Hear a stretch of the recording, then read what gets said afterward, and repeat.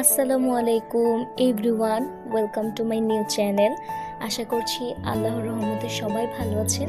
আমিও আলহামদুলিল্লাহ ভালো আছি। আজকে নিয়ে আসলাম সুন্দর একটি দিনের মজার কিছু ক্লিপ সহ ভিডিও।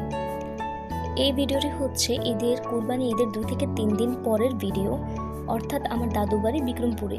ঈদে আমরা সেখানে বেড়াতে গিয়েছিলাম, সেখানকার কিছু সুন্দর মুহূর্ত আজকে শেয়ার করছি। এখানে হচ্ছে আমি, আমার মা এবং লাড্ডু বাচ্চা, গরু ছোট্ট একটি বাচ্চাকে আমরা আদর করছিলাম। বাচ্চাটা মাশাআল্লাহ অনেক সুন্দর এবং অনেক শান্ত প্রকৃতির। এরপর সবাই মিলে ভাবলাম এই রোদের মধ্যে গাছ থেকে পেরে আম মাখিয়ে খাওয়া উচিত। যেভাবে সেই কাজ, সবাই মিলে আম মেখে খেতে বসে পড়লাম। এরপর ভাবলাম যে রোদের মধ্যে এই গরমে একটু নদীর পাড় থেকে ঘুরে আসা উচিত। তো সবাই মিলে চলে গেলাম নদীর পাড়ে। যাচ্ছি এই যে আমরা এখানে। ওই দিনের আকাশটা মাশাআল্লাহ অনেক সুন্দর ছিল এবং আবহাওয়াটা অনেক সুন্দর। সুন্দর প্রকৃতি উপভোগ করতে করতে এই যে আমরা চলে যাচ্ছি। এখানে সবাই হাই দিয়ে দিল ভিডিওতে, সবার অবস্থা একদম এই যে লাড্ডু বাচ্চা, এখানে আমার একটি ভাই, সে এসে হাই দিয়ে দিবে এখনই। আর এই যে আমি,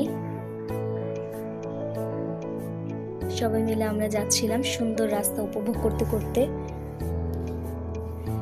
এখানে আমার আরেকটা ছোট ফুফাতো ভাই, ও সেই লেভেলের ডান্স করতেছিল, কারণ অনেক এক্সাইটেড।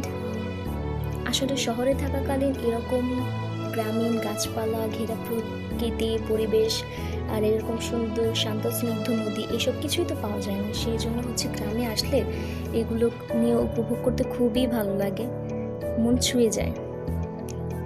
এই যেভাবে সেই কাজ দৌড় দিয়ে সবাই চলে গেল নদীতে। নদীর পাড়ে আসা মাত্রই সবাই এক দৌড়ে নেমে পড়েছে। এখানে আমরা ইচ্ছা মতো পানি দিয়ে খেলতেছিলাম। তো এই যে সবাই এখানে যে যার মতো আনন্দ করছে, যে যার মতো ডুব দিল।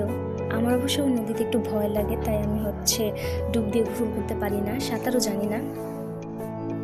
সবাই এখানে প্রচুর আনন্দ করতেছিল।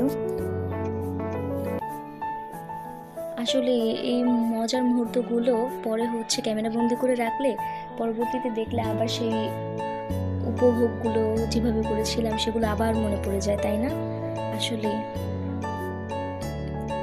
এই জন্যই এই ক্ষুদ্র প্রচেষ্টা, যাতে এই মুহূর্তগুলোকে ক্যামেরা বন্দি করে রাখলে আবার দেখে আবার অনুভব করা যায়।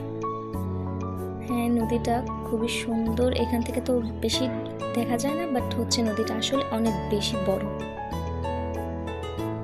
তো সেদিন আমরা প্রায় 1 থেকে 2 ঘন্টা নদীতে গোসল করেছি, সবাই মিলে আনন্দ করেছি।